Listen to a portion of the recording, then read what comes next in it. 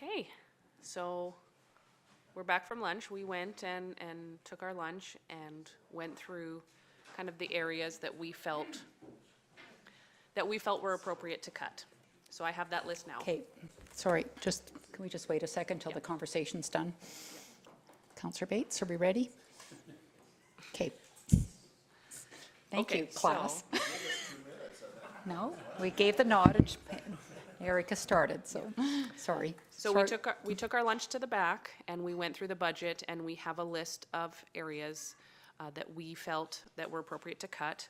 That dollar value is $121,500, and that takes it down to a 2.8% tax increase, down from a 4.11. So the first item that we would like to cut is the Community Safety Wellbeing Plan implementation portion for $30,000. The second area is not necessarily a cut, but just a proper allocation of the EDO position. If we dictate that we're not going to hire them until April, we can actually cut $30,000 out of the budget for this year for that costing. However, just be prepared that next year that will be a full costing in the budget. So when we look at that increase to salaries, it's going to include this portion as well. The operating project at the library for grass in the front for $8,500 we can cut. The additional increase to the roads project to do the crosswalks painting is able to be pushed off one more year. However, next year it cannot be bumped next year. The downtown tactics, we could take it down from $15,000 down to $10,000, so that's a $5,000 savings, as well as the grants to others in that EDO budget for economic development kind of initiatives, specifically the chamber. So take that down from $15,000 down to $10,000 as well. The ECC operating project, we can take that down from $10,000 to $5,000. We still need to have some funding in there for a project, but because we don't know what that plan can look like yet, $5,000 should be sufficient. So the Emergency Coordination Center operating project. And the other one is the operating project in the arena for the arena sprinklers. As it was a carryover project from this year, we feel that the revenue should come from this year, so we will actually take that revenue, transfer it to reserves from this year as it is a carryover, and next year we're not going to cancel it, but we'll transfer from reserves that revenue, so it will be essentially a net negative on the budget. So that does save $121,000. Some of it may be an increased revenue area rather than a cut, but that does bring us down to a 2.8% tax increase. What a good job. And you still get your toys. You say Steve's toys. Yeah. We cut half of his fleet.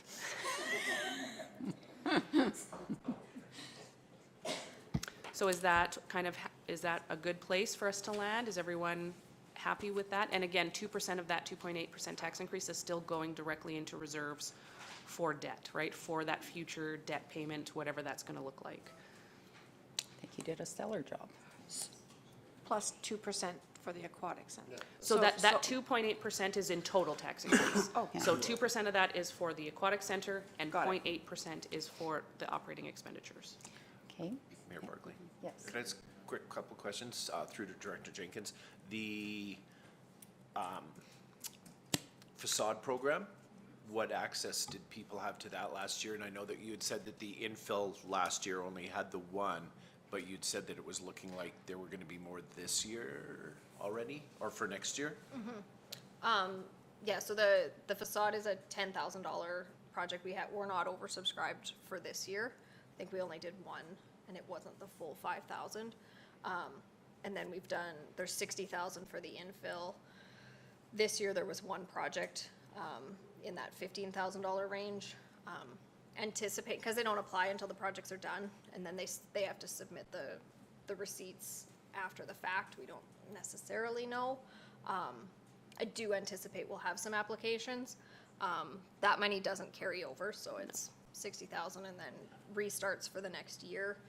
I think with the infill project, if we do see some rash of applications, perhaps we can come back to council as well and say, well, obviously this initiative is beginning to catch on and having the results that we wanted it to have.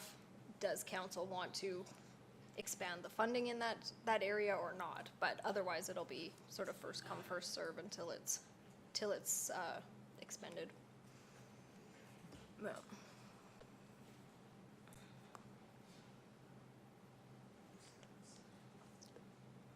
Okay. Where would you like to go now, Mayor Barkley? I don't know, do you guys want to review capital again, or are you happy with everything that's in there, or? We can go through the PowerPoint again. It might take us about an hour or so, right? Okay. Councillor Harrison? Yeah, thank you, Mayor Barkley. I just threw to a great job for the whole group. Yeah. You did those massive cuts within an hour over lunch, so you should be commended. You are commended. Let's go for zero, see how quickly we do that. No, the question I have, can you put that in a 8.5 by 11? Those, I have good memory, but it's very short, so, For the cuts, you mean? yes. Absolutely, I can put it on an Excel or a Word document and Yeah, send that out just so that everyone we've all got the is same clear. thing when we're talking out Absolutely. in the public, so. Appreciate that. Okay, Yep. yeah. That's okay, see, Becker? Is that for public consumption or No, just for your own awareness? it's just for us. Okay, No, it's sure, not okay. going out to the public. Sure, we can make a slide on that. Put draft, whatever you need to do. It's just for us. Sure. Okay, so we'll go through the slide deck again for all the capital project slides, and if anyone has any questions or concerns or comments, please, let's make them. So the first one is the town office windows. This is sitting at $50,000. So these are office windows on the older side of this building. They were not updated when we did the renovation in 2016, 2017. It is a high priority as the seals are failing and windows are no longer efficient. So that is to be funded from the Infrastructure Capital Lifecycle Reserve.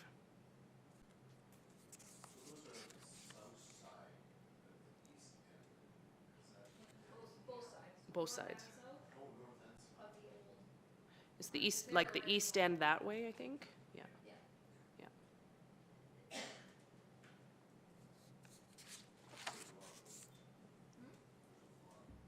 Yes. Yes.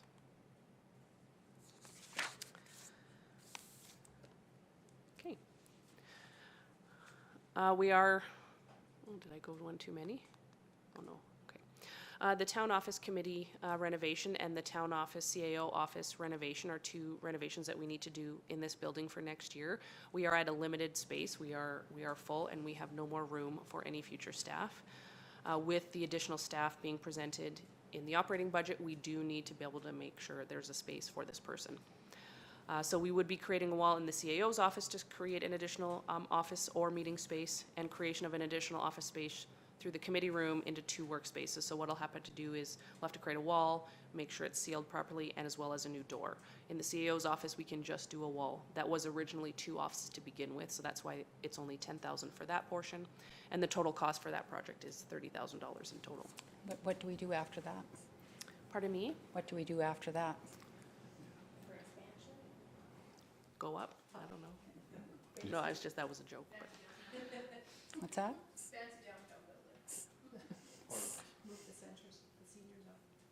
It'd be your Tried that once, yeah. Wait a second.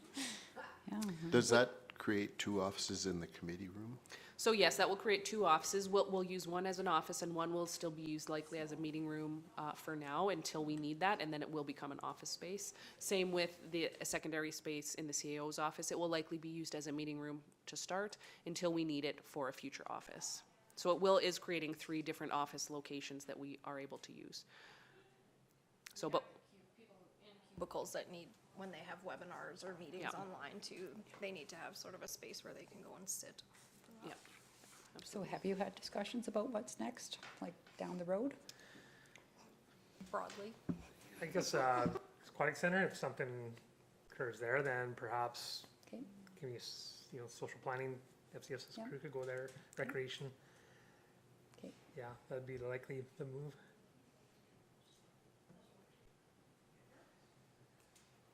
As we continue to grow, we're also, we're close to expanding on the support staff too, on the clerk side. If we get into, adding on, more of a cultural approach, that likely will require, that'll trigger additional support likely. but we do have a little bit of room, I think, on the far east for more cubicle, 2 more cubicles. So we had someone come in and see if we could put 2 more cubicles in. It could work, but then the fire lane might be a bit Gotcha, too small. okay. So it is a bit restricting in the lengthwise. But we can put in 2 smaller desks that just kind of face the cubicle, more for like drop-in people if they need it, not necessarily someone's permanent location, but definitely if we have our IT guy, sometimes he needs a place to sit and install, put his computer. So we could put 2, but they would be very small cubicles, right? Not full cubicles like what we have now.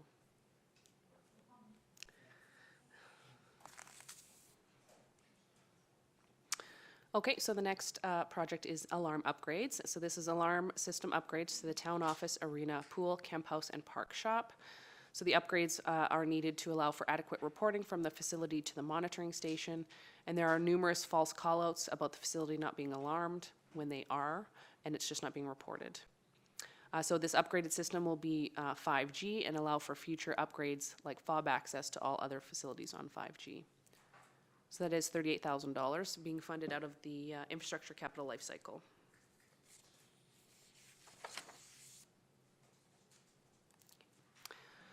So we have the fire hall sanitary venting. So there is a strong offensive smell in the lower level bathrooms. So the sanitary waste and vent piping issues need to be addressed. So there is a potential for some major plumbing repairs. Right now the cost is earmarked at $10,000.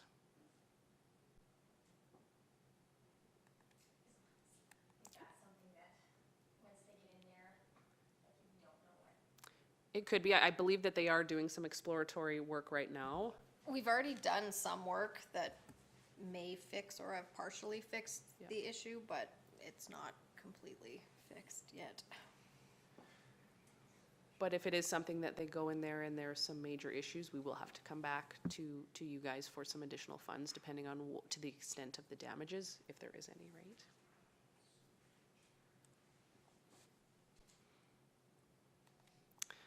Okay, so we do have some encryption-capable radios for our peace officers. So the community peace officers will now have access to the RCMP radio channels, and previously this would have gone through a third party or 911 system.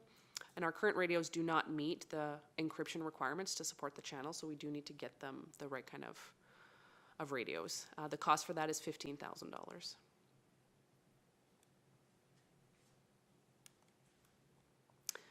Okay, we are looking for an hydraulic tool. It's the replacement of a current Hamatro tool on Rescue 911 with a single combination hydraulic tool. The current tool that we have now won't be going away. It will be moved to a different vehicle though, so we are not getting rid of one, we're actually increasing. And the cost of that is $22,000.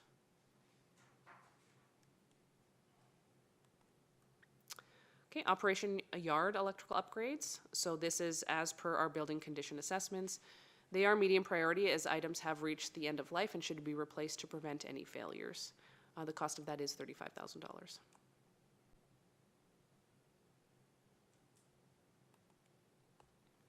Okay, the sanitary force main at 42nd Avenue and 51st Street. So the 150 millimeter DI sanitary force main that connects Johns Manville lift station to the Sunterra lift station has to be replaced due to its deteriorated condition. In 2022, a small section was replaced south of the rail crossing on 42nd Avenue. At that time, a condition assessment was completed, which found a large amount of pitting showing up, raising concerns of possible future breaks. So this is a high priority due to deterioration of the pipe. So the cost of this is $1 million and to be funded from the Utility Capital Reserve. How old is that, Director Kennedy? Do you know approximately? No idea. And how many meters approximately? I believe it's 400, just over 400 meters. And one of the other big costs on this one is we have to realign the crossing on the CP rail. Right now, it's actually combined with the gravity. In order for us to do our work, we have to create a new crossing, so that's significant cost for that. I would guess it's 50 years old, or close to.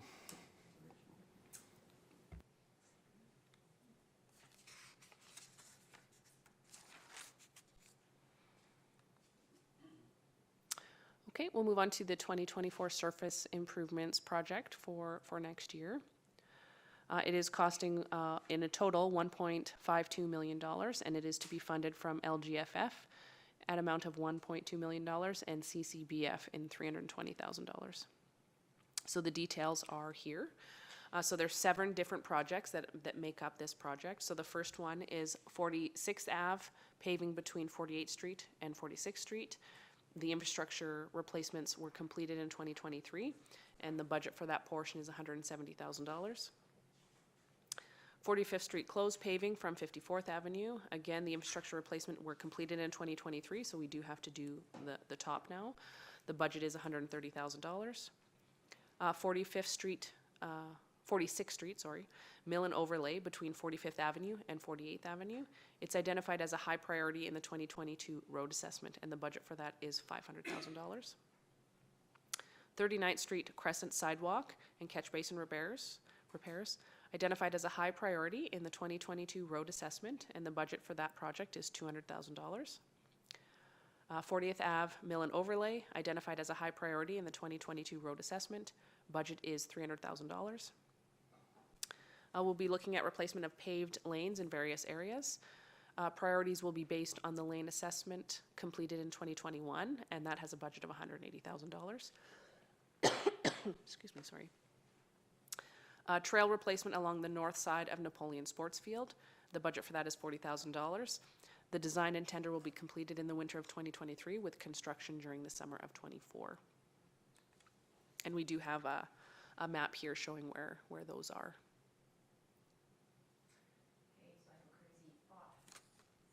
Okay. Keep going back.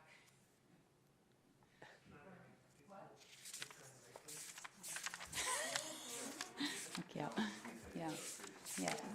Okay, I have a crazy thought, sorry. So keep going back to the aquatic center. And how are we going to fund it outside of borrowing and maybe some grants? And we get told, oh, you can just use your MSI. Like, what would happen if we stopped all these kind of projects for 2 or 3 years and put all that money aside? And what would that mean to the condition of our infrastructure? I told you it was a crazy thought. So, well, how do you do it? I talked to another community, and that's what they did. They decided to take their MSI and throw it all in. They took a massive loan out, and the rest is history, and worked out well. But you can go have lunch again if you want. Come Let me back. answer that one. It's not like I've been involved with those type of projects before. I think Todd, we did Rocky Mountain House that way, took a big risk. Yeah, it's possible. We did look at our level of service scenarios. What if we scaled back? The hardest part is it's a projection. So you're not going to see it the first year or the second year, but all of a sudden it will hit you. So we did look at it. If you scaled it back and say we go to only spend $1 million a year, what does that get us? And does that give us a level C rating, C- rating on all of our infrastructure? The problem with that is predicting the risk of what does that mean though? Is it meaning a whole lot of potholes, a whole lot of road failures, potential breaks, all that stuff? So it's a crazy thought, but it's not one that's, like you said, it's not unknown to do it that way, but it does come to just, a council direction of that's where we're gonna push our priorities. We do get a number of complaints with back lanes. Our paved back lanes have deteriorated significantly. That will just increase, obviously, over time. And then it's gonna be, instead of, what we recommend of $3 million a year, really to get back to where we wanted to be, it's $6 million a year, what you need to spend. And can you afford that now? And chances are it's no. So how do you get back up to where you want it to be? Like, we've gotten a really good level of service right now.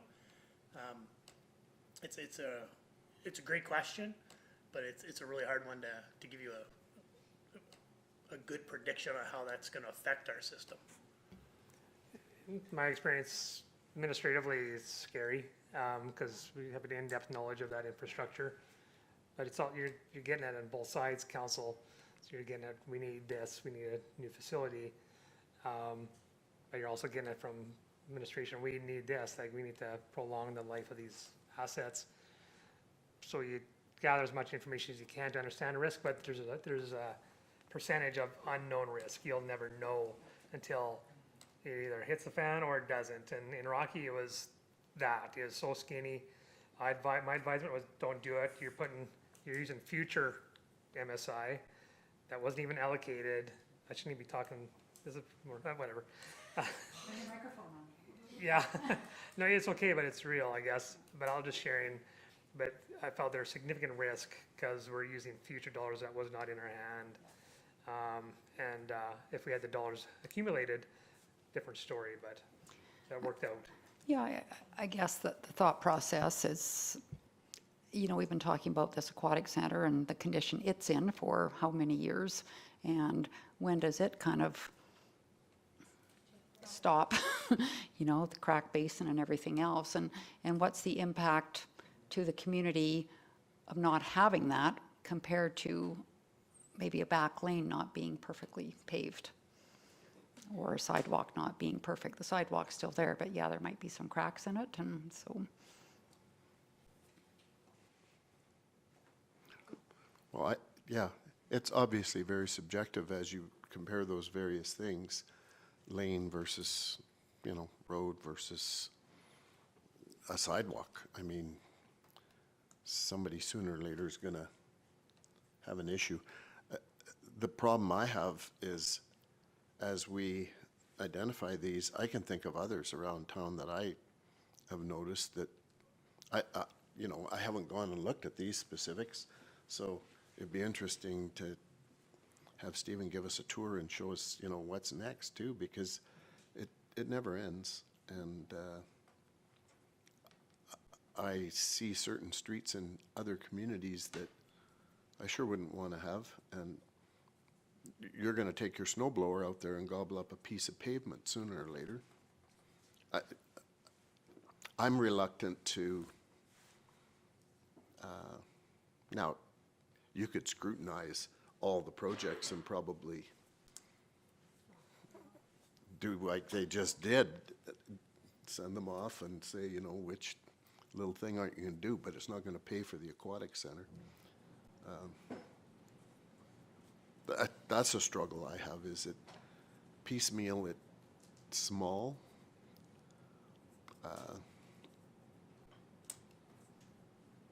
If you look at the big ones, look at the one that's sitting at the top. What about the force main? You're not going to not do that. You have to do it. I wasn't counting that one. It was this list here, and probably with the exception of the paving, because those roads are, yes. But even some of those, I mean, somebody paid for a paved lane when they bought their house, and. Well, I know, but it's still paved. It's not unpaved. But if it's, we're not sitting here looking at the condition of it. I know. I'm just saying, how are we going to get to the point where we have funding for the aquatic center if we don't do something? And when we first started that conversation, we said we would have half the money before we put a shovel in the ground. And is that half the money, is that including loan, or is that, you know, so if we have 10 million in a loan, we need 5 in cash. We probably ideally need more than that, but in cash, so. Well, I think that's another conversation. We talked about identifying a person to help us figure out funding. We talked about lots of stuff. And maybe it's a blend of all those things, and something here gets trimmed, I don't know. But So I think the can't be idea of just the- capital plan is to come to you with the capital plan, knowing that it's fluid, have you review it, but also determine what funding is being allocated towards that 10-year plan, and also indicate what's not funded. So that's probably maybe a trigger for you to can anticipate what are you going to push out. So what is next? What is on 2025? ongoing, because you're not seeing that full picture. Because if you don't do this, then what's it pushing out on year 10? Like is that now year 15? Yeah, see, yeah, but it can be done, but there's a risk, higher risk to it, but it has been done. Pardon me?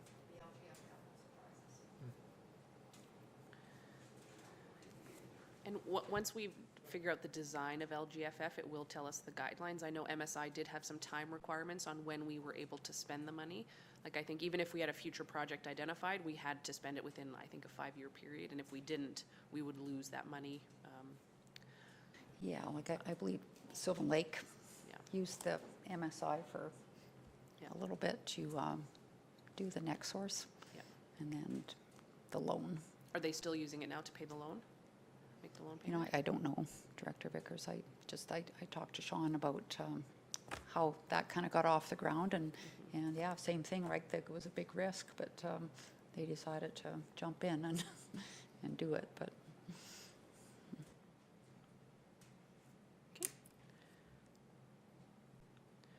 Is that good for now, or? Okay, so we do have a Highway 54 pedestrian crossing. So in March of 2022, an intersection in-service safety review was completed at the intersections of Highway 54 and 42nd Street. The recommendations for pedestrian accommodation included reducing the speed limit along Highway 54 to 70 kilometers per hour and installation of overhead flashing beacon system. This would not be warranted until the completion of a pathway along 42nd Street from Highway 54 to 60th Avenue. So with the completion of the pathway in 2023, the next steps will to be apply for a speed reduction along Highway 54 and the installation of the pedestrian crossing. And that cost is $175,000. I wanted to kind of just clarify what we talked about earlier today. So the future phases of Bella Vista will contribute a portion to this. But until they pursue those future phases, there's no mechanism for us to collect funding from them now. And is 70 kilometers an hour low enough going through a residential area like that? Or can we ask for it to be dropped to 50 kilometers an hour? Given all of the increased traffic turning as that industrial park grows, there's gonna be more traffic coming through that corner. Based on this in-service safety review, the recommendation was 70, based on the volumes that they have within the development that's there now. Obviously, yeah, as development grows, and we would then do maybe an updated safety review. But that's, yeah, the 70 is based on their recommendation.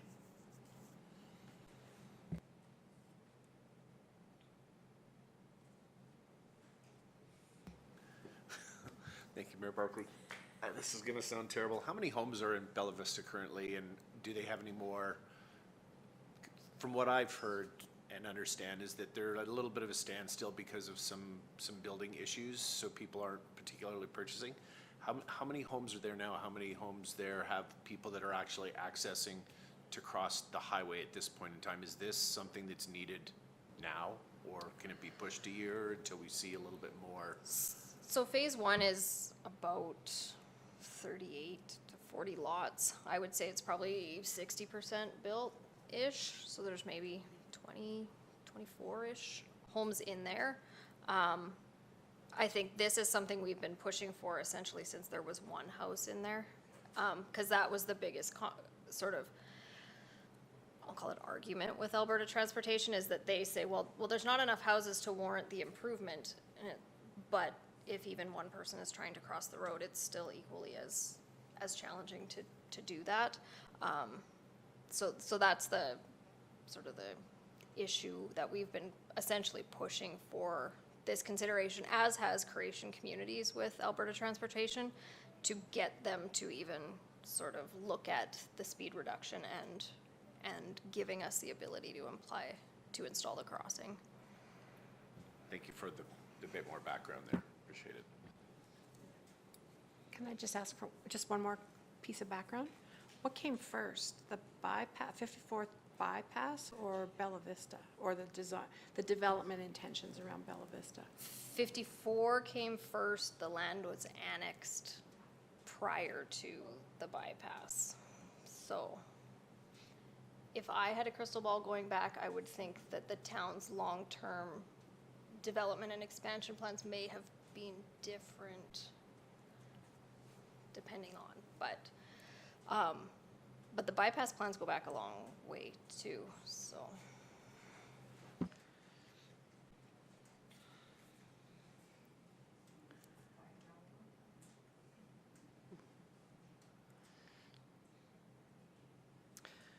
Okay, so we do have the development of a solar farm. So the development of a 2-megawatt solar farm is proposed into the southwest industrial area. It's located adjacent to 61st Avenue and 35th Street. The project would include the feasibility, preliminary design and study, the AUC submission and approval, detailed design and studies, procurement, contract administration, construction, and commissioning. So this project does have a price tag of $4 million, and we would have to look at taking out a debenture for this project. However, we do have some revenue that's associated with the project. Now, I do know that we will look in to see if we can do some forward-facing revenue projections. That may take some time. It's all based on how quickly Fortis can get those numbers to us. But based on their projections back in May of 2023, they had a 30-day average, which would equate out to a yearly revenue of approximately $608,000. And if we opted for a 365-day average, then it would be $659,000 in revenue. With an annual payment of only $520,000, we are still seeing a net positive revenue of $88,000. So that's almost the equivalent of 1% tax increase for now. Likely, we would not realize that until probably 2025 when the project was completed, but it would still help. And once the 10-year payment loan term was completed, we would then realize the entire revenue in our operating budget.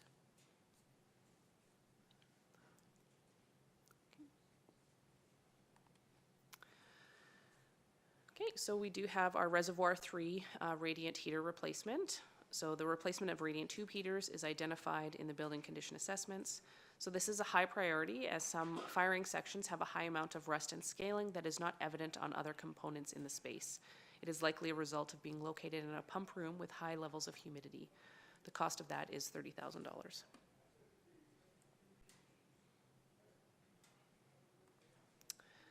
Okay, we do have our Parks Shop water heater. So replacing the domestic water heater as current tank is in poor condition as per the building condition assessment. It is a medium priority as items have reached end of life and should be replaced to prevent future failures. The cost of that is $20,000.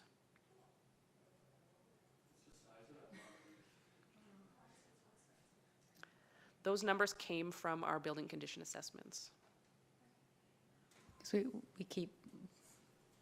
we look at the word domestic hot water heater and we're all going, well, I bought a hot water heater for $2,000. I bought one for $1,000. Like, why is this 20? But maybe it's much larger than what we would have. And I can pull up the condition assessment here, just give me a moment. because you know we're hot water heater experts, right?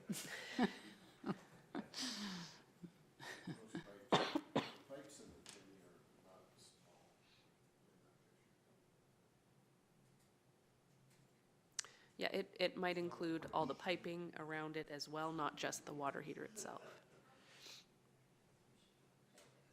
Yeah. She just has to find the page.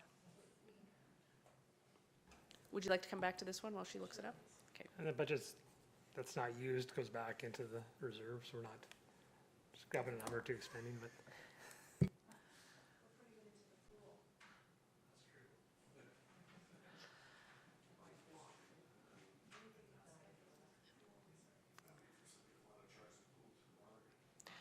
So the next one, while we wait for Director Jenkins to find the details of that, is the Park Shop radiant heater replacement.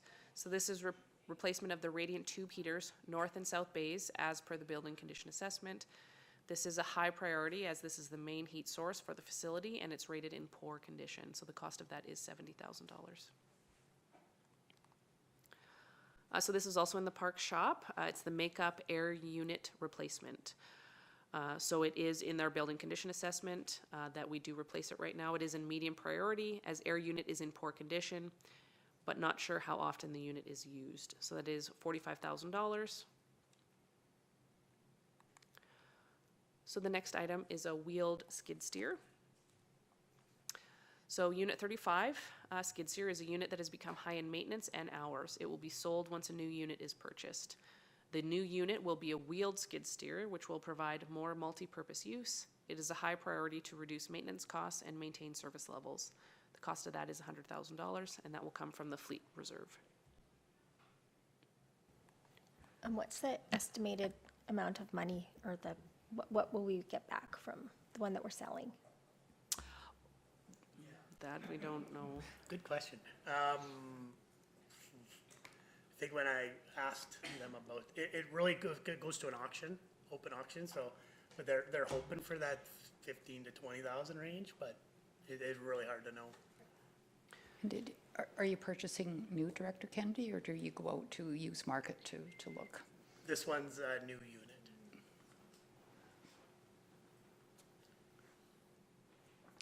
And anytime we auction items off, that money does go back into the fleet reserve. We just don't know that until it happens. But we do normally realize that revenue as well. So are there benefits, like are these available used that are fairly new or not necessarily? It's really hit and miss. Okay. The risk with doing used in chatting with our mechanics is you don't know how they've been handled and maintained. They might have low hours, but depending on the use.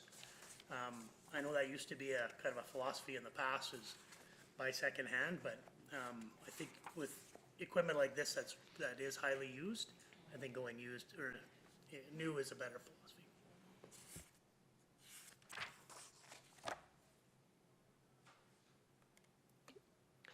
So we'll move on to our truck request. So it is six trucks is the request for this year, for 2024. So 5 units would all go into one RFP. The cost of that would be $360,000, and then one on itself for $85,000, that being the protective services vehicle, for a total cost of $445,000 for 2024 to be funded from the fleet reserve. So the trucks that we would like to replace, so the first one is Unit 28. It's a 2003 Public Works pickup truck with just over 266,000 kilometers. We started tracking all repair costs in 2011, where we repaired the floor due to it had rusted out and we could see the road. Hey, Erica. Oh. If No? council has any questions on per Okay. unit, Okay, just- we'll do that. yeah, just help you out a bit there. Sure. I guess if I can, maybe I'll help with a little bit of history as well as our 10-year cap. So I've got my 10-year cap up here.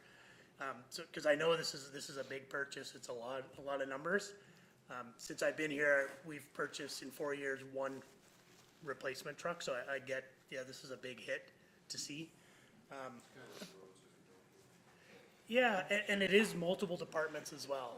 I think that's the other thing, is we used to come to you with, yeah, with the individual worksheets. So it would be, before in the past, it would be protective services would have 1, and then we would potentially have 1.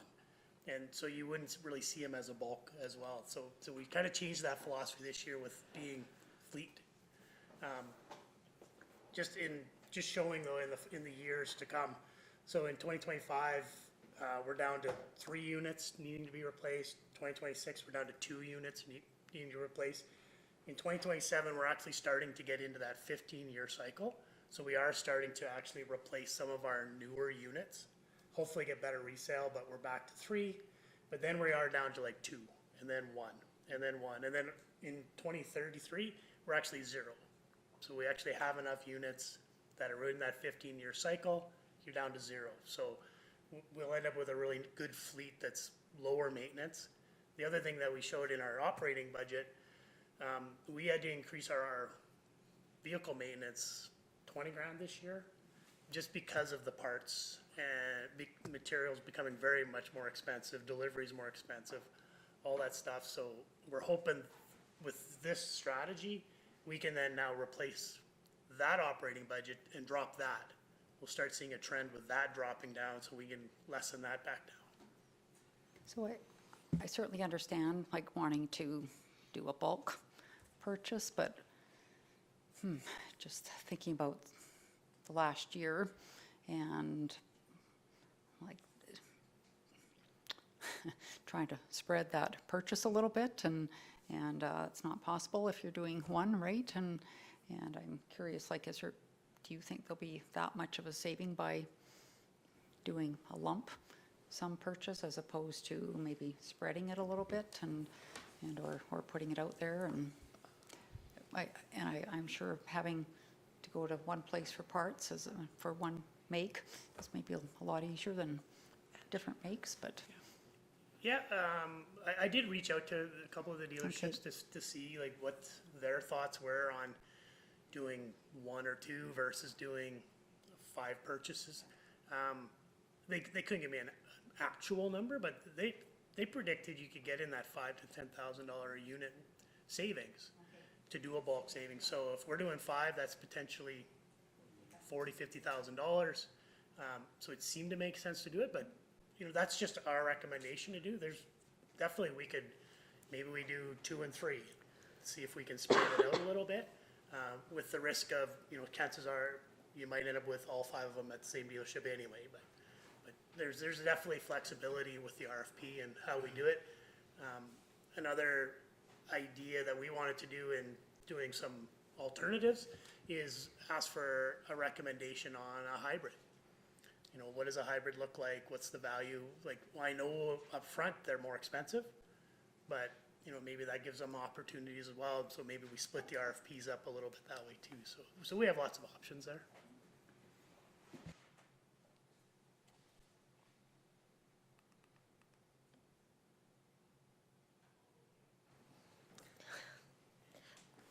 Director Kennedy, how many are you expecting to need next year? Next year. Yeah, So 2025? 2025, yeah. Yeah, we have 3. 3 for Yeah. 2025. Yeah. Okay. And then, sorry, I kind of missed what you said we were going to get all straight by 2033 or? So, yeah, no, so we'll be getting into the cycle of replacing the 15-year vehicles by 2028. Okay. So And that's at 3 a year until then, or? so then, yeah, 3, next, 2026 is 2. Okay, So it varies a little bit just because of our age of our fleet is different. But we try and fit that strategy of 15 years, start cycling those. So that's the reason why this one's so big is, if we want to go to only doing 4 this year, that just means next year the recommendation will be, 2 more than what we didn't do this year. So yeah. in order to hit that cycle sooner than later.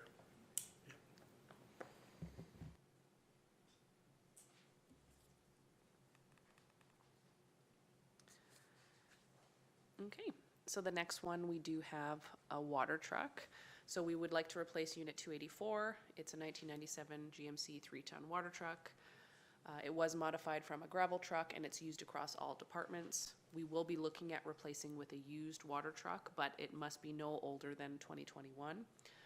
We are identifying a cost of $100,000 to be funded from the fleet reserve.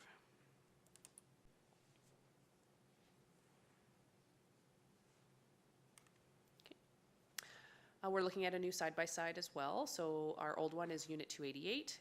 It's a 2009 620 John Deere Gator. It has been having regular breakdowns and is no longer reliable. And we will sell once the new unit is purchased. We are going to be replacing with a new unit of the same size. So the cost for that is $18,000 to be funded by the fleet reserve.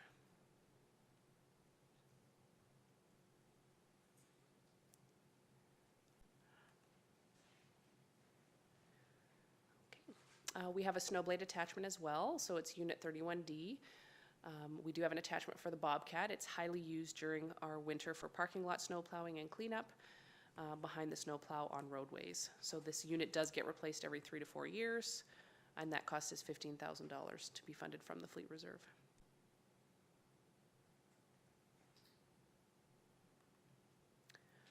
Okay, we do have some new floor cleaning machines. So we're looking to purchase 2 new floor machines, one for at the LLC and one for at the arena.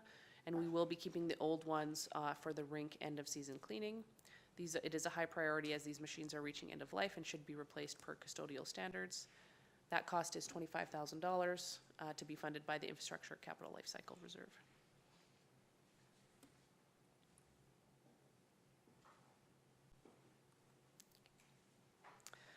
Okay, so we are looking to build 4 more houses in 2024.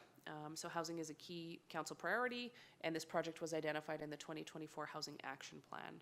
So the cost to this is $1.5 million. It is coming from the land department, from our operating budget, and that is being funded from the sale of those houses. So there may be a small moment where we do have to loan ourselves the money from the land acquisition reserve. However, it will get repaid back once these get sold.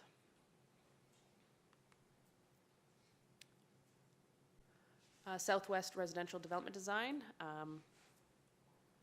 So a detailed engineering design for the Southwest residential development is a high priority, and it was identified in the Housing Action Plan. The engineering and surveying will cost $150,000, and it will be funded from the Land Acquisition Reserve.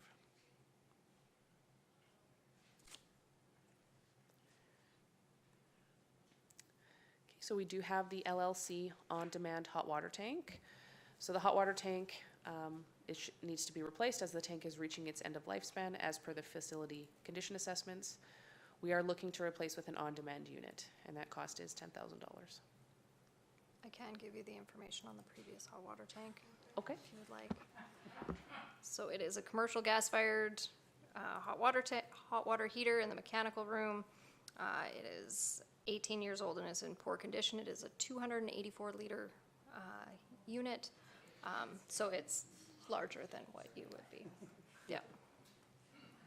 The estimated replacement cost in the condition assessment is $16,000, so it was likely sort of rounded up, and there's install costs and things Yeah, like there that. will be some install costs on that too, so. We have the reports now, it's great. Okay, so the curling rink mechanical room slab repair. So the repair slab on the grade in the mechanical room at the curling rink needs to be repaired. It's a high priority as water will flow into the mechanical room at certain times of the year. So that cost is $10,000. Okay, and last two, the arena sound system. So the arena sound system is causing issues with balanced sound and enough sound, and parts are outdated. User group complaints are increasing and are experiencing more frequent issues within the system, sorry. The cost of that is $125,000 to be funded from the Infrastructure Capital Lifecycle Reserve. How soon would that get replaced? Like fairly quickly? Based on council approval, then we would Okay. move forward with RFPs and then scheduling that. So I would be surprised if it was before the end of this Yeah. hockey season, Yeah. but Yeah, likely a spring, summer install is Yeah, what it says for- on. For the lacrosse season, yeah. Okay,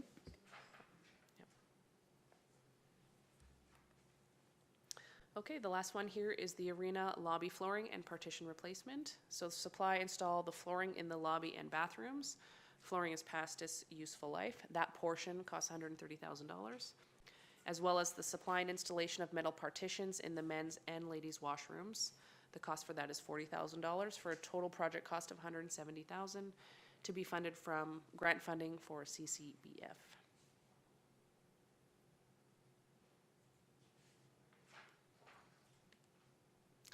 And that was the last project.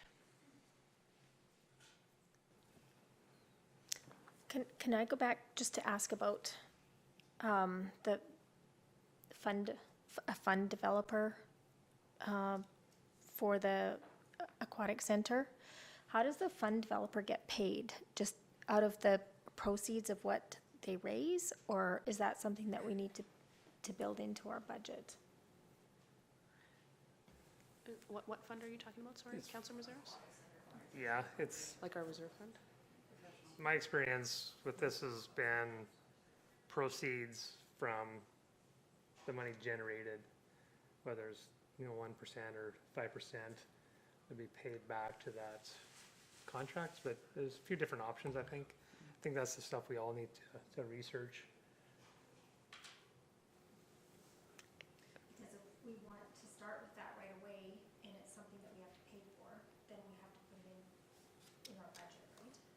Yeah, I think, yeah, obviously if there's an operational component to it, it'll need to be budgeted. I think it's a little bit preliminary, and maybe Councilor Wayne, with their experience bringing this topic up, might have some feedback, and so there is a little bit of time. We have to research this out, first of all. Budgets will likely come to you on December A&P, December A&P 4th, I think, just for another preliminary review, and then onto the 11th for formal adoption. So a little bit of time to determine how this could work out, but I don't have the answers right now. Yeah, so there's a couple of different components to the work. So you would start off with that just initial consulting piece, just like any planning consultancy.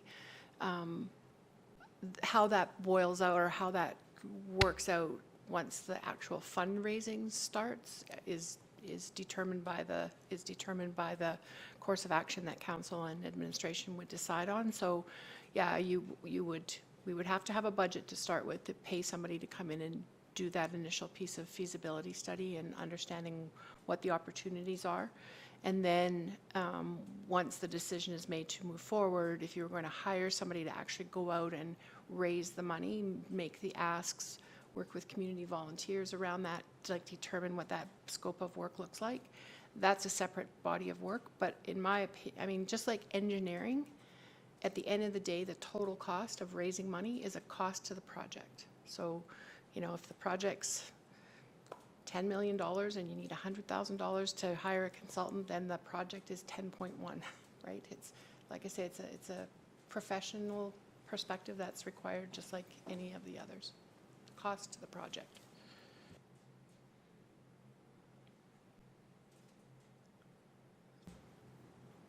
Is there any contingency in the budget?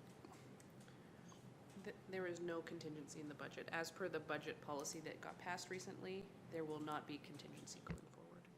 And any future needs like that will have to come out of an operating reserve.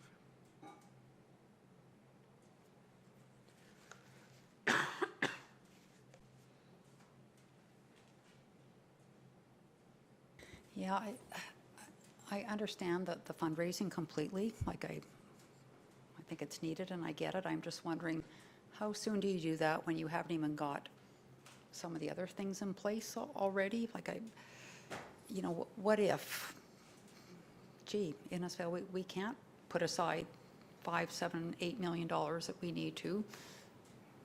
You know, we can get the loan for sure, but there's other things that we need, or we're not going to get this other funding at the levels we think we might be able to get from provincial, federal, maybe our friends at the county, and we have to go to a plan C or B or D, which maybe is taking the existing pool and doing something much lesser there. So like, are we going to expense another 100 to have maybe a fundraising feasibility study done now, or do we wait 6 months and kind of maybe get more on track with where we're at with the provincial government? And because they indicated that they would have more answers probably in spring, the next 2-3 months sort of thing, well, 3-4 months, I guess. So I'm curious as to. And Councilor Ring can correct me if I'm wrong, but I think that the analysis will tell us whether it's realistic to anticipate that $28 million could be raised, whether that's from fundraising or grants or things. You know, if they came back and said, you know, you could maybe only get 17, then yeah, maybe that is where you would reevaluate. That's my understanding of the process, that they would look at similar projects and then look at this area too, to identify some of those potential sources. So they're not just how much money's out there, Okay. how much might we get. that So they're kind not of just looking at the fundraising portion, Not- they're not looking at just the whole project then. individuals, Okay. yeah, Yep. that there would be. And they could outline the timing too, based on where we're at, like I would expect.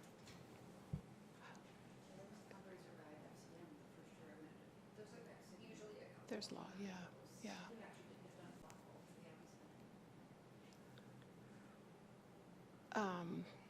You know, and regardless, I guess, in the end of where we decide or where we decide we need to go, it's going to cost money one way or the other. So if there's strategies around who the funders, who the donors, who the community members are, that would be supportive of no matter what the strategy is or no matter what, in the end, the project looks like, it still gives us a body of information. Then when we sit with Government of Alberta, especially Government of Canada, they all want to know if the community's got any skin in the game. So having that initial assessment to say, yeah, there's lots of skin in central Alberta, or uh-oh, there's no skin, but except we got lots of people that want a pool. Like, it just changes the conversations that we have as we move forward. So yeah, I think it's just a level of information that we don't have.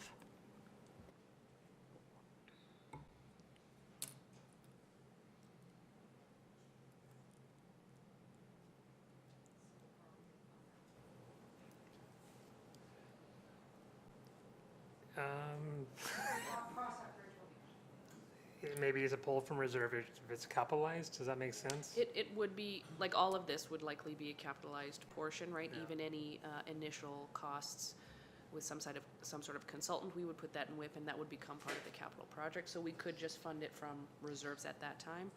So what that means is that that doesn't need to hold this up. We can approve that project in February and pull from reserves at then, and then create that project on the books where it's fundraising, design, or whatever that looks like. So I think the idea was, what I heard, council, was to put it on the next council meeting agenda for formal direction. And maybe we can gather initial information, come to you, here's what we're finding right now, set us in motion if that's what you want, and then get into those finer details. And if we talk to a consultant, they'll say, no, you're too early, like, get this secure. So I don't know, maybe that's a start, just to have another chat with you formally in a week or two, and then we can go from there.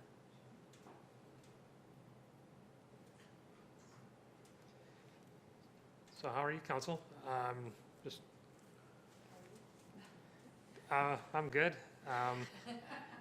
No, just starting off this process, reading my scripts, my biggest worry and insecurity was not building a level of reserve and depleting that, those allocations. And I think that is something we'll be pushing on every year, probably building on those reserves. My objective has been achieved. I think you're forward thinking with some residential development, meeting your highest priority, with some planning to follow, with maybe some development in 2025. Yeah, I think it's 2.8% in this climate of everything that's floating around and the instability that we're working with in their communities. I think 2.8% is really good, based on you're allocating 2% to debenture or debt. And I think that demonstrates the willingness of the administration team to still work in that slim, and we have really little discretionary spending in our budgets, and that's obvious. So my chair, I'm quite happy with this budget, and still maintaining a high level of projects to move our community forward. May we go in camera for a moment?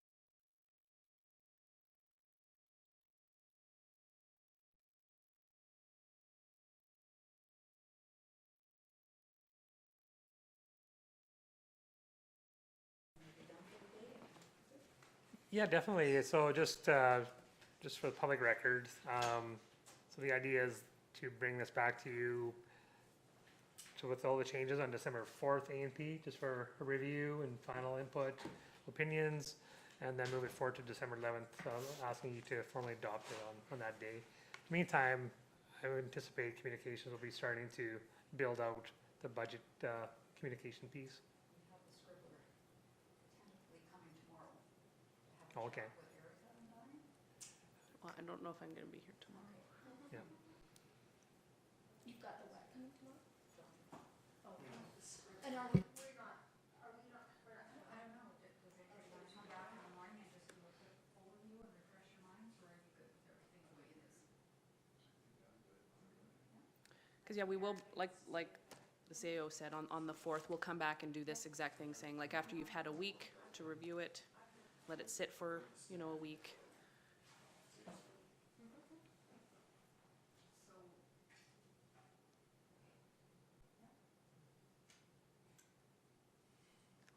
Big thumbs up.